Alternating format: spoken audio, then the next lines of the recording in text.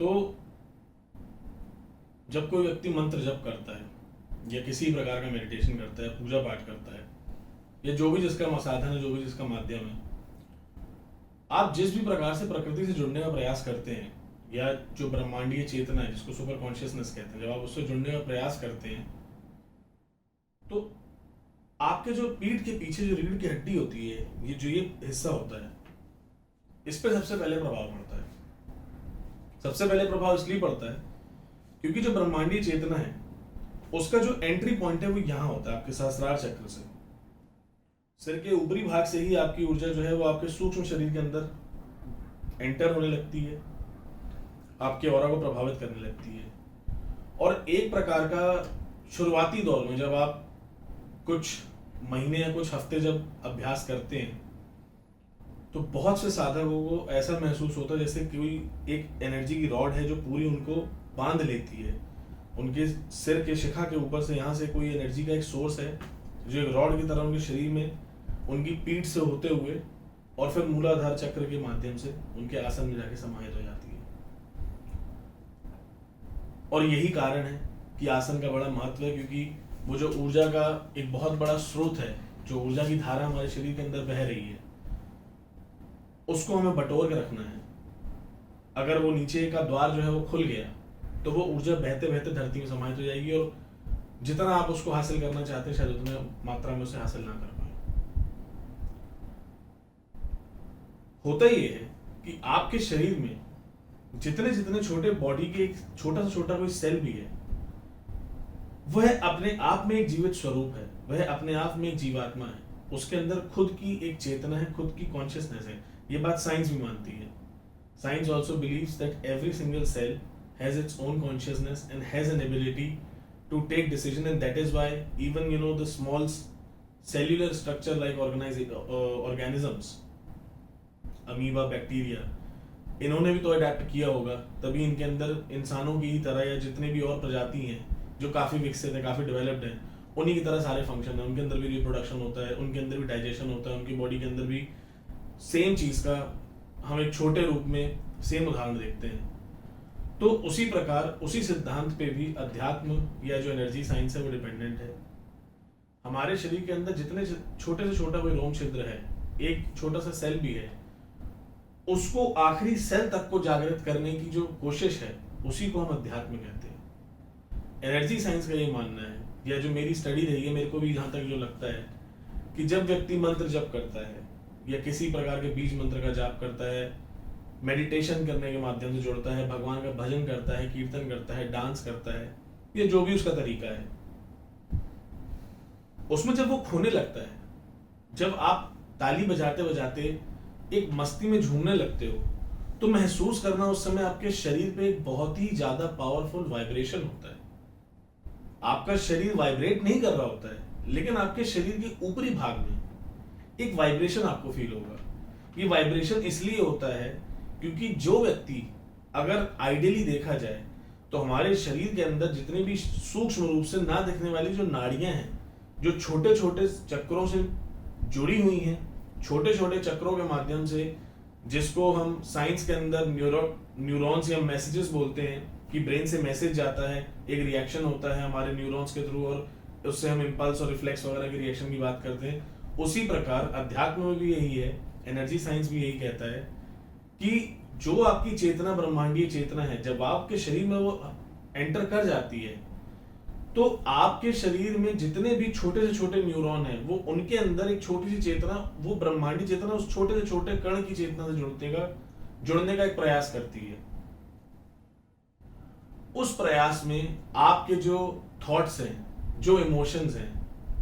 किसी के प्रति मन में ईर्ष्या का भाव है, या ऐसे जो भी विचार हैं, ये विचार ऊर्जा के मामले में यानी एनर्जी के स्टैंड पॉइंट से अपने आप में एक खुद की कॉन्शियसनेस होने वाले एंटिटी टर्म्स हैं। ये अपने आप में एक जीवित स्वरूप है। जैसे हम इंसान हैं, जानवर हैं,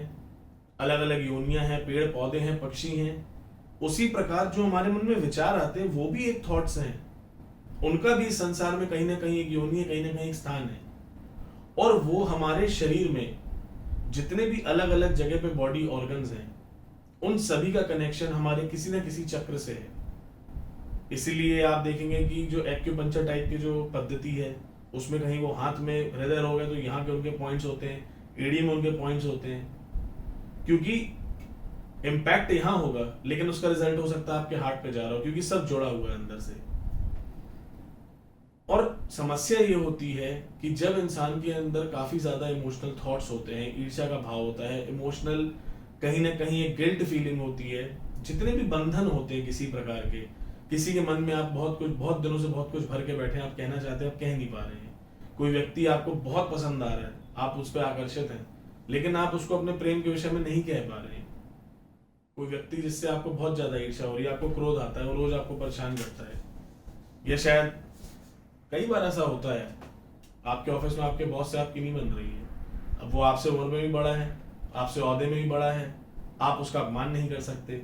और वो आपको छोटा समझ के प्रतिदिन कुछ ना कुछ कहता रहता है। तो ये सब बंधन है, और जब ये बंधन होते हैं तो वो जो ऊर्जा का फ्लो होता है वो कहीं ना कहीं बाधित होने लगता है, वो रुकने लगता है, क्योंकि जिस शरीर के हिस्से में ये एंटिटीज आपके शरीर में अलग अलग स्पॉट में आपकी एनर्जी बॉडी में अलग अलग जगह जाके, जैसे कोई घाव हो जाता है हमारे फिजिकल शरीर में, वैसे हमारी एनर्जी बॉडी के अंदर एनर्जी का जो बैलेंस है उसको इम्बैलेंस क्रिएट करके एक घाव बना देते हैं। जैसे जो प्राणिक हीलर्स हैं या रेकी हीलर्स हैं, जितने भी एनर्जी हीलर्स हैं या जो एस्ट्रोलॉजी के उपाय होते हैं, उनसे इसी एनर्जी को बैलेंस में किया जाता है, और उस घाव का वहां पे जो एक डेंस स्पॉट क्रिएट हो गया उसको बाकी शरीर की जो ऊर्जा है उसकी तरह साफ करके उसको हल्का बना के शरीर के भार के हिसाब से, शरीर के ऑरा के भार के हिसाब से उसको बैलेंस किया जाता है, और उससे उसका घाव ठीक हो जाता है।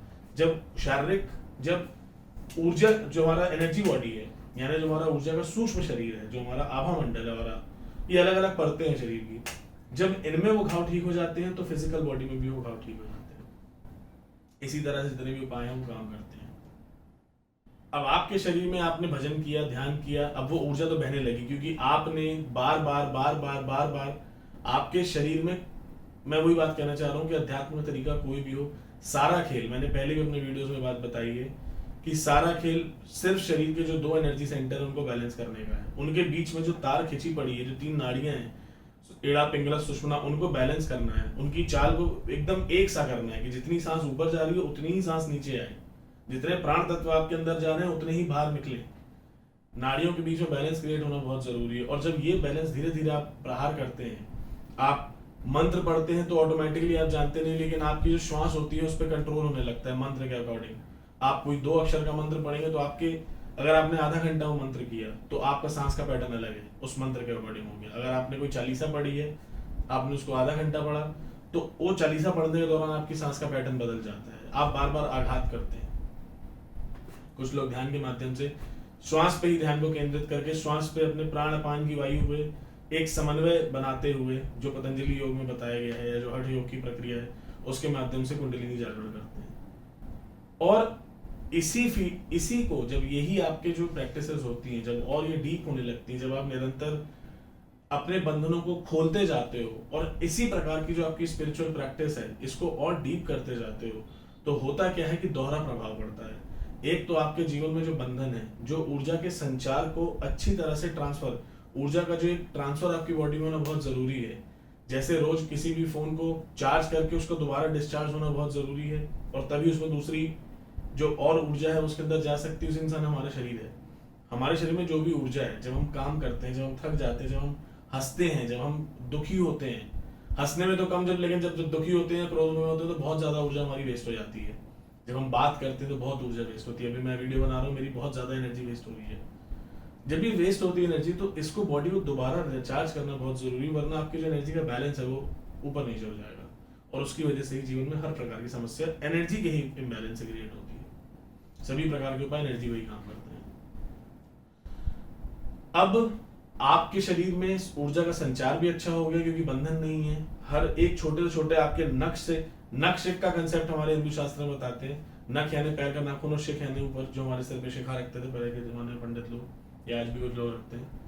तो नख शिख ऊपर से लेकर नीचे तक एक एक रोम रोम जब आपका खुल जाए, उसी को जो भक्ति मार्गी है वो कहते हैं कि आपका जब रोम रोम ईश्वर का नाम लेने लगे, तब जब मान लो कि आपका मिलन हो चुका है, प्रीतम से प्रियतमा का मिलन हो गया, आत्मा से परमात्मा का मिलन हो गया, राधा को कृष्ण मिल गई, या साक्षात्कार हो गया, कुंडलिनी जागृत हो गई, सबके अलग अलग नाम है। और वो रोम रोम राम बोलेगा कैसे? जब आप वो रोम रोम तक पहुंचोगे, उस चेतना को, उस ऊर्जा को रोम रोम तक पहुंचाओगे। और जब आप बार बार मेडिटेशन करते हैं, जब आप बार बार ध्यान करते हैं, प्रतिदिन कई सालों से करते आ रहे हैं और भी आगे कई सालों तक करते रहेंगे, जब ये यात्रा बहुत लंबी होती जाएगी तो एक क्षण जरूर आएगा, आपको इंतजार करना है और विश्वास खोना नहीं है, पेशेंस होना बहुत जरूरी है। और जिस भी मार्ग को आप चुने, बहुत सोच समझ के चुने, कई बुनियादों पे, कई पैरामीटर्स में उसको पहले आप तोलें, बार बार उसे गेज करें। जब मन भर जाए तब उस मार्ग में एंटर हो, क्योंकि जब आप एंटर हो तो मन बना के एंटर हो कि फिर इसकी कोई अवधि नहीं है। जब तक जो मैं प्राप्त करना चाह रहा हूं मुझे प्राप्त नहीं होगा, तब तक मैं इसमें लगा रहूंगा। ये ऐसा इन्वेस्टमेंट नहीं है कि मैं 6 महीने के लिए इसमें आया हूं या मैं 2 साल के लिए आया हूं, उसके बाद मुझे रिटर्न चाहिए। क्योंकि जो यहाँ घुस जाता है, इस मार्ग पे जो चल पड़ा, उसका रिटर्न है ही नहीं। जो चला जाएगा उसको अपने आप खींच लिया जाता है। और यही सब कारण है। तो जब भी आप आध्यात्मिक, जो भी आपकी प्रैक्टिसेस हैं, स्पिरिचुअल प्रैक्टिसेस हैं जो आप करते हैं,